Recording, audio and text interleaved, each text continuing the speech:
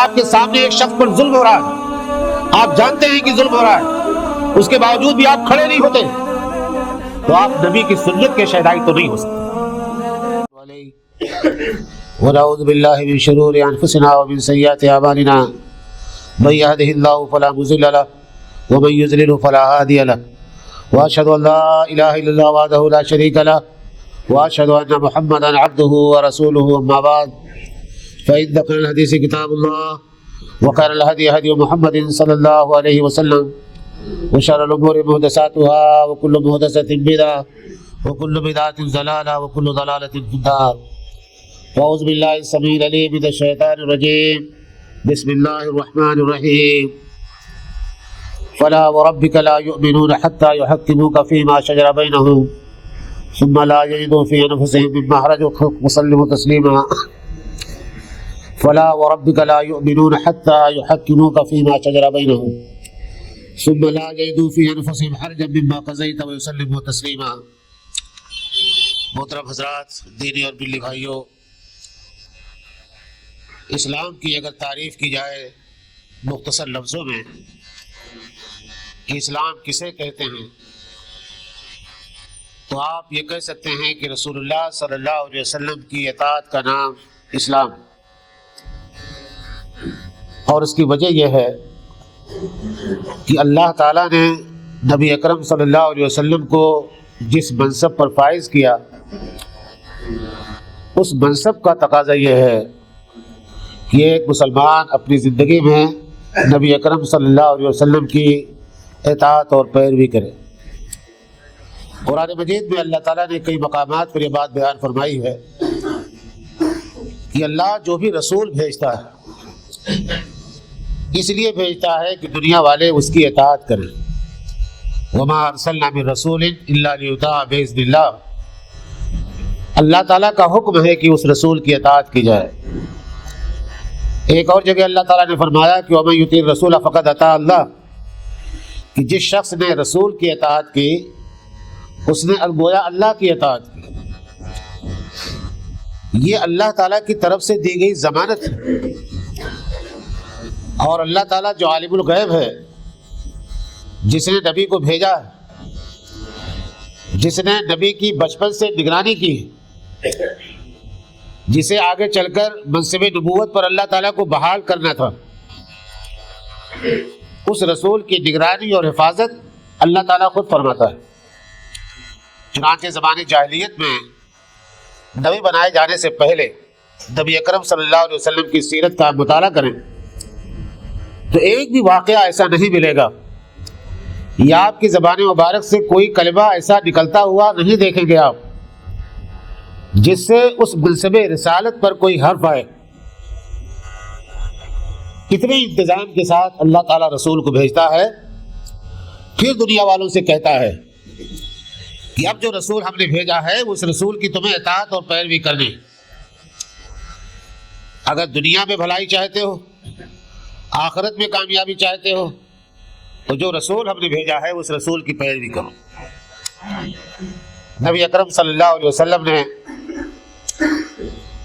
اپنے عمل سے اور اپنے فرامین سے اس بات کا اعلان بار بار فرمایا اور کہا کہ اگر وہ عقیدہ رکھنا چاہتے ہو جس عقیدے کی تعلیم اللہ تعالی نے دی ہے، تو پھر تمہارا عقیدہ میرے عقیدے جیسا ہونا چاہیے۔ اگر وہ نماز پڑھنا چاہتے ہو جو اللہ تعالیٰ پڑھانی چاہتا ہے، تو صلو کما رأیتمونی وصلی، نماز ٹھیک ویسے پڑھو جیسے مجھے پڑھتے ہوئے دیکھتے ہو۔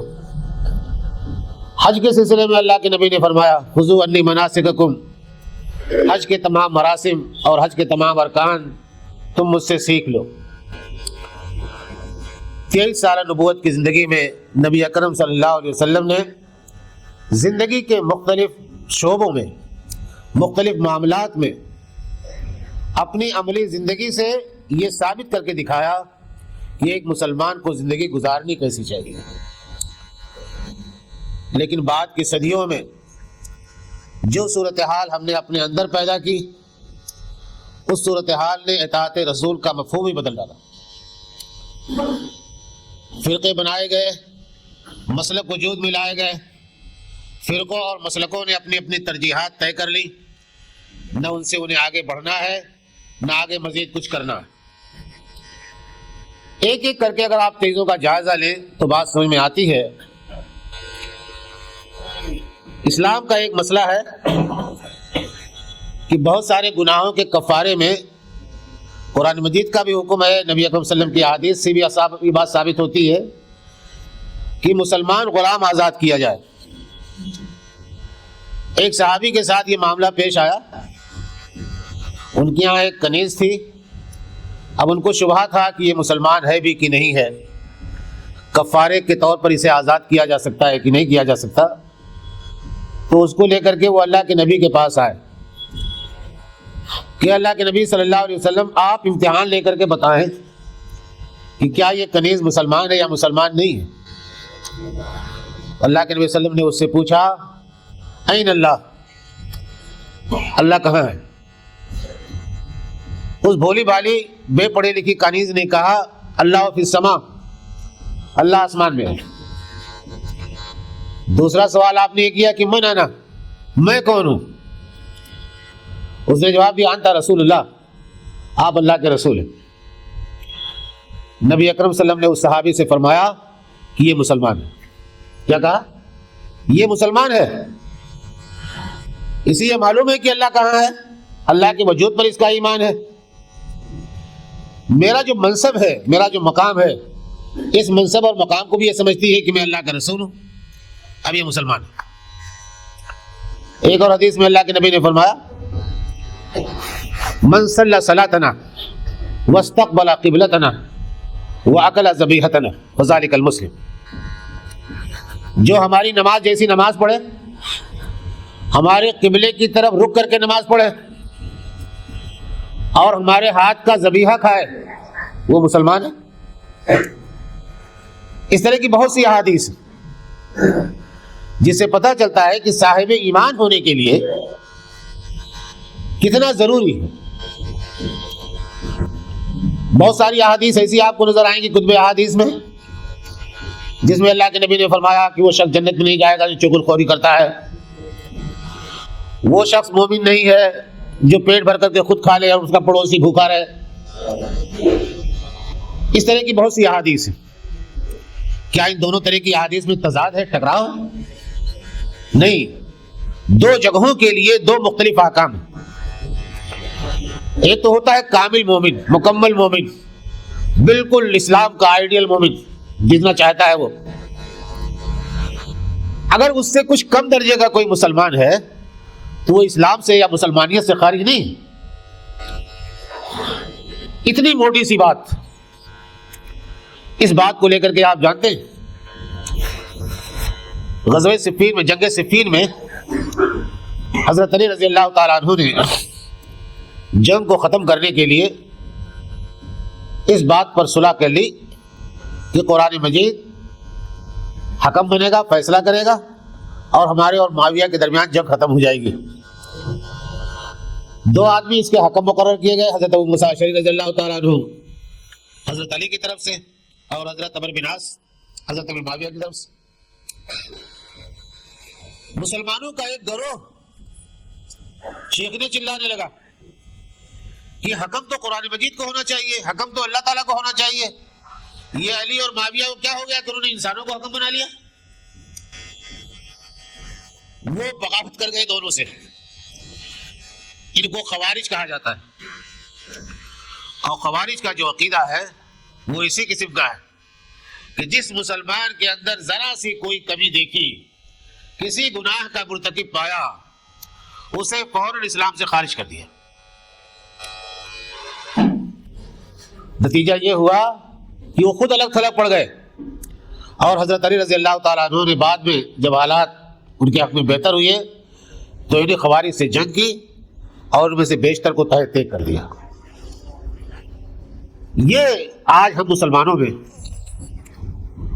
اس قسم کی باتیں جو عام ہو گئی ہیں کہ فلاں مسلمان ہے، فلاں مسلمان نہیں ہے، کتنا مسلمان ہے، کتنے درجے کا مسلمان ہے، یہ سب اسی فرقے کے اثرات ہیں جو آج تک ہمارے اندر پائے جاتے ہیں۔ یہ فیصلہ اللہ تعالیٰ پر چھوڑ دیجئے کچھ فیصلے اللہ تعالیٰ کو کرنے ہیں آخرت میں.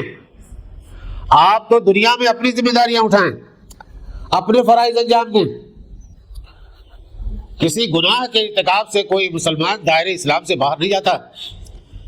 امام ابن تیمیہ رحمۃ اللہ علیہ نے اپنے فتاوی میں ایک جگہ یہ بات لکھی ہے، وہ یاد رکھنی چاہیے ہمیں، کہ جس کلمے کا اقرار کر کے ایک مسلمان دائرے اسلام میں آیا ہے، جب تک اس کا انکار نہیں کرتا وہ اسلام کے دائرے سے باہر نہیں جائے گا. یہ اصولی باتیں ہیں، اور ان اصولی باتوں کو اگر ہم سمجھ لیں تو بہت ساری پریشانیوں سے اپنے آپ کو بچا لیں. تو نبی اکرم صلی اللہ علیہ وسلم نے جس عقیدے کی تعلیم ہمیں دی، آج اس عقیدے پر بھی ہم باقی نہیں رہ سکے. نبی اکرم صلی اللہ علیہ وسلم نے فرمایا کہ صلو کما رأیتمونی اصلی، نماز ایسے پڑھو جیسے مجھے پڑھتے ہوئے دیکھتے ہو. نماز کے کتنے مسئلوں میں اختلاف ہم نے کر ڈالا. ایک غیر مسلم ہم سے اگر سوال کرے آ کر کے آج کہ بھائی نماز کون سی نبی سے سکھائی تھی تمہیں؟ حنفیوں والی نماز سکھائی تھی، اہل حدیثوں والی نماز سکھائی تھی، شیعوں والی نماز سکھائی تھی، کون سی نماز تھی؟ نماز جیسی عبادت جو بغیر کسی وقت کے انقطاع کے نبی صلی اللہ علیہ وسلم کے زمانے سے لے کر کے آج تک ہوتی چلی آ رہی ہے، اس کے اندر اتنے اختلافات کیسے پیدا ہو گئے؟ ہے ہمارے پاس کوئی جواب اس کا؟ آپ یہ کہتے ہیں کہ سب صحیح ہے، یہ بھی صحیح ہے، وہ بھی صحیح ہے، وہ بھی صحیح ہے، کرنا بھی صحیح ہے، نہ کرنا بھی صحیح ہے، لیکن سامنے والے کو آپ یہ کہہ کر کے مطمئن نہیں کر پائیں گے. تو یہ تو نماز کی بات ہو گئی. اسی طرح سے ساری عبادتوں کا حال ہے کہ ہمیں رسول کی اطاعت کرنی ہے، اور رسول کی اطاعت اگر عبادت میں نہیں ہوتی ہے تو عبادت میں اضافہ ہماری طرف سے ہو جائے گا، اور عبادت میں اضافہ بدعت کہلاتا ہے. وہ چاہے جتنا نیک کیوں نہ ہو، رکعتوں کی تعداد بڑھ جائے، دعاؤں میں اضافے ہو جائیں، اوقات میں اضافے ہو جائیں، اور نہ معلوم کیا کیا ہو جائے. آپ دیکھتے ہوں گے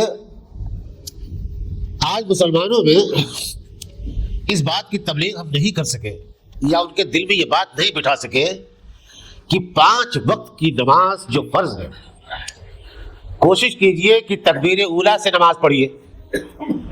نماز شروع ہونے سے پہلے مسجد کے اندر آ جائیے، پہلی رکعت میں شامل ہو کر کے نماز ادا کیجیے. اس کی اہمیت ہم مسلمانوں کے دل و دماغ میں نہیں بٹھا سکے،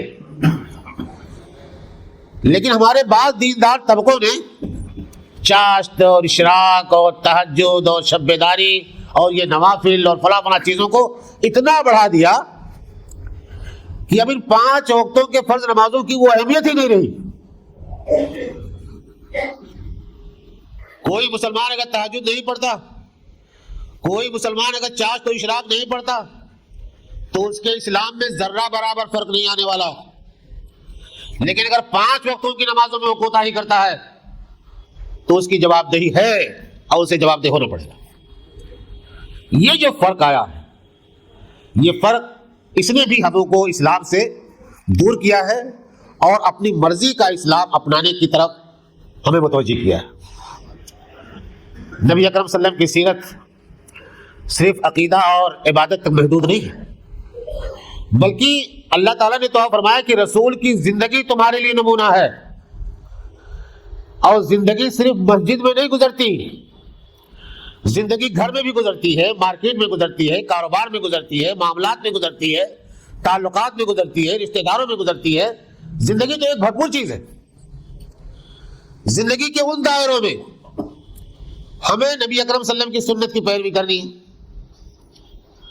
لیکن ہمیں تو پتہ ہی نہیں کہ مارکیٹ میں ہمارے نبی کی سنت کیا ہے، کاروبار میں ہمارے نبی کی سنت کیا ہے، لین دین میں ہمارے نبی کی سنت کیا ہے، پریشان حال لوگوں کی مدد کرنے میں نبی کی سنت کیا ہے، ذمہ داریاں اٹھانے میں نبی کی سنت کیا ہے. کیونکہ ہم اسے سنت کی حیثیت سے نہیں لیتے. ایک حدیث میں یہ بات کہی گئی کہ جس شخص نے کسی مردہ سنت کو زندہ کر دیا اسے اتنے شہیدوں کا ثواب ملے گا.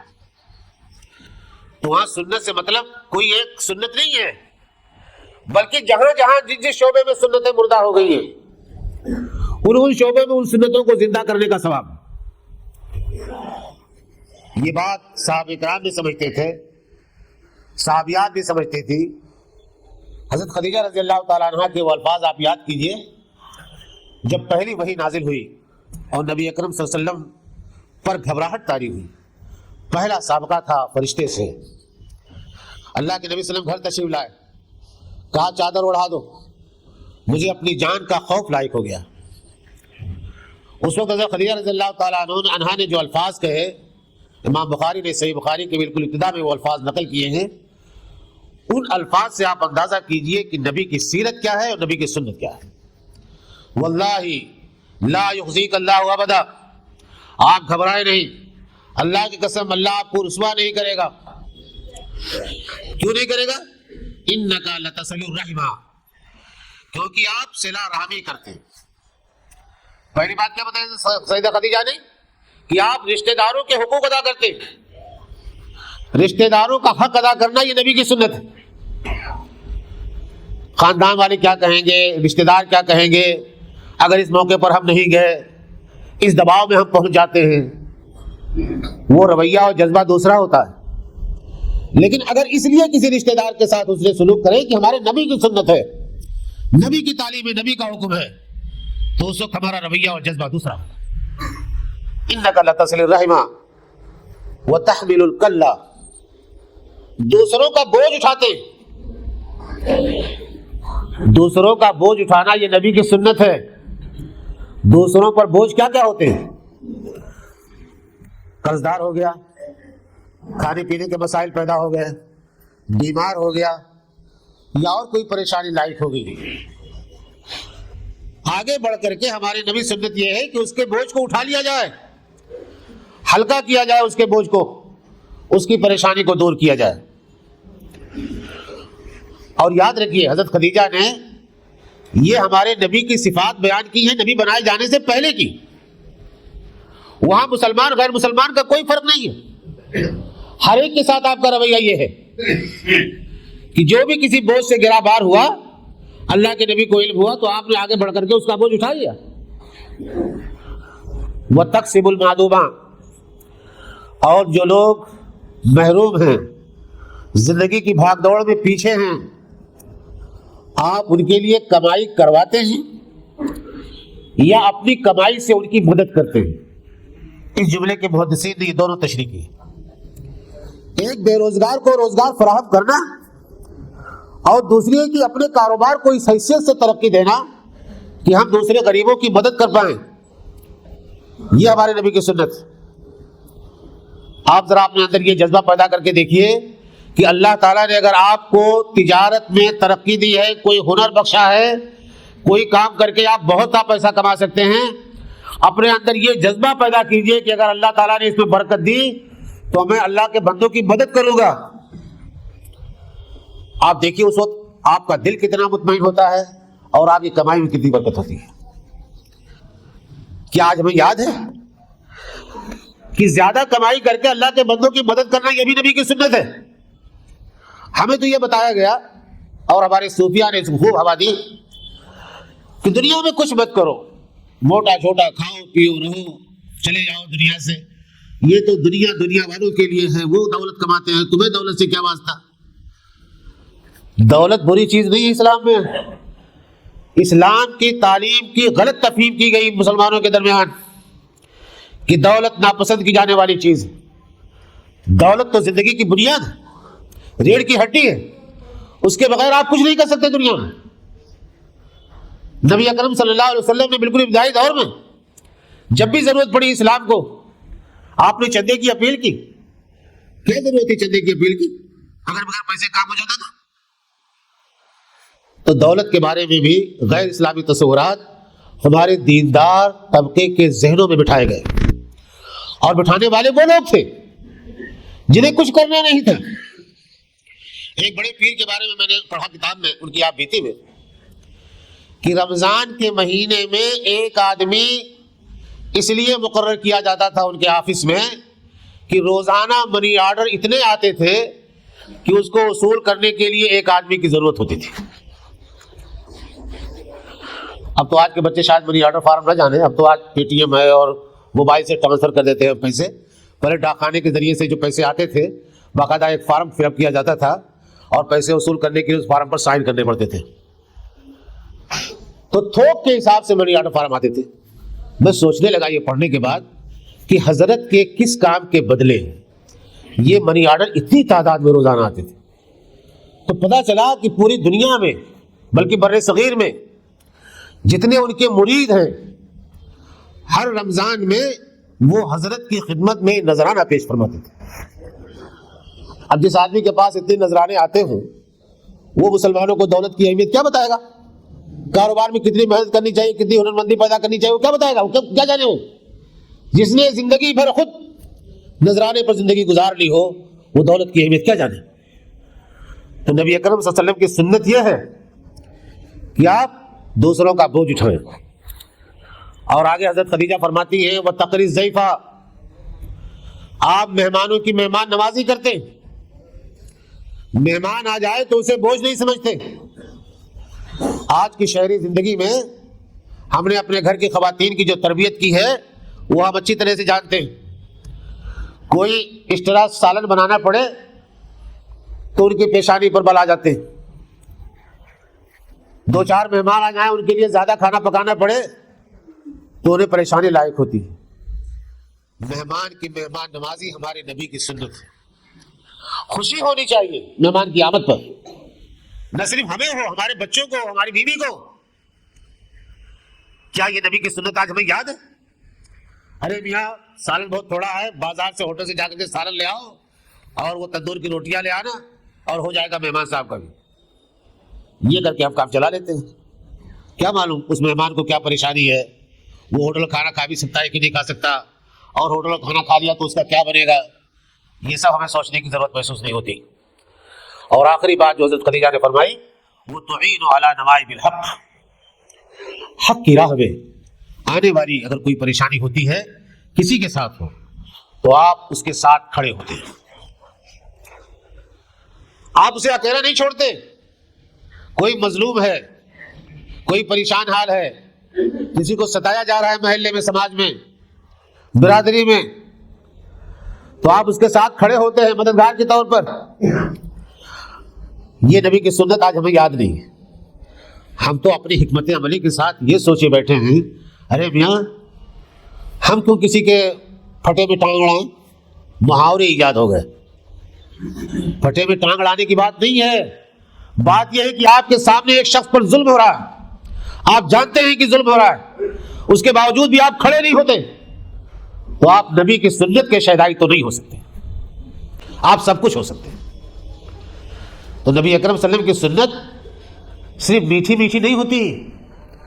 اس سنت پر عمل کرنے کے لیے قربانیاں دینی پڑتی ہیں, بہت کچھ کھونا بھی پڑتا ہے.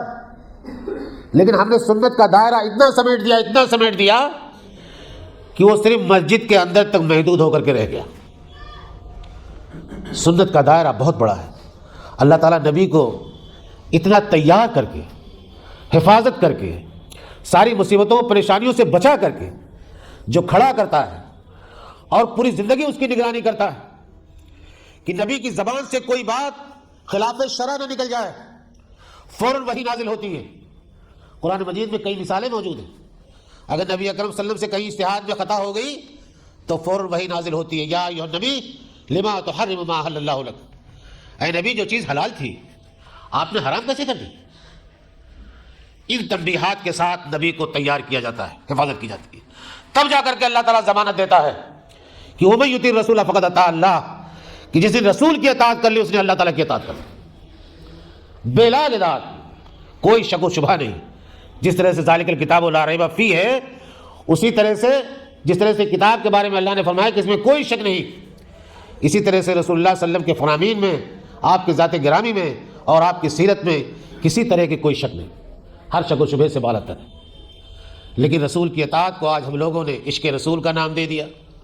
جھنڈی لگا لینا اور زنگ آلود تلواریں میلاد میں نکالنا, نعرے لگانا, یہ اطاعت رسول ہے. یہ تو رسول کا مذاق ہے جو آج ہمارے ذہنوں میں بٹھا دیا گیا کہ تم ایسا کرو گے تو عشق رسول کا حق ادا ہو جائے گا یا دنیا والے تمہیں عاشق رسول کہیں گے. ایک تو عشق کا لفظ بہت برا لفظ ہے, اس کے اندر وہ سارے مفاہیم شامل ہیں جو ہمارے عاشق مزاج لوگ اپنے دل و دماغ میں رکھتے ہیں. لہٰذا عشق رسول کی اصطلاح اور ترکیب استعمال کرنا بند کر دیجیے. محبت رسول کا لفظ قرآن مجید استعمال کرتا ہے. رسول سے محبت کیجیے، اور محبت کے اندر جو پاکیزگی وہ عشق کے اندر نہیں ہے. عشق کے اندر اور بھی کچھ ملاوٹیں ہیں. لہذا الفاظ لفظوں کا استعمال بھی قرآن مجید ہمیں سکھاتا ہے. قرآن مجید میں ایک جگہ اللہ تعالیٰ نے بیان فرمایا کہ اے مسلمانوں، رائنا مت کہا کرو نبی صلی اللہ علیہ وسلم کے سامنے، بلکہ انظرنا کہا کرو. آپ سمجھتے ہیں کیا کیا اللہ تعالیٰ نے؟ رائنا ہماری رعایت کیجئے. وہ ذرا اور زبان کو نیچے کر کے رائنا کہتے تھے، ہمارے چرواہے. رائی کے معنی ہوتے ہیں گڈریا، بھیڑ بکری چرانے والا. تو نبی کی توہین کے لیے لفظوں سے کھیلتے تھے. اللہ تعالیٰ نے اس لفظ کے استعمال پر پابندی لگا دی. اگر آج عشق کا لفظ برے معنوں میں استعمال بھی ہوتا ہے تو نبی کی مقدس ذات کا اور احترام کا تقاضا یہ ہے کہ آپ کی ذات کے لیے اس لفظ کو استعمال نہ کیا جائے. میرے کہنے کا حاصل یہ ہے کہ اطاعت رسول، سنت رسول اور محبت رسول یہ عین اسلام ہے. اس کو سمجھیے اور اپنی زندگی میں اس کو اتارنے کی کوشش کیجیے. اللہ تعالیٰ سے دعا یہ ہے کہ ہمیں صحیح اسلام کو سمجھنے اور اس پر عمل کرنے کی توفیق عطا فرمائے. وآخر دعوانا الحمدللہ رب العالمین.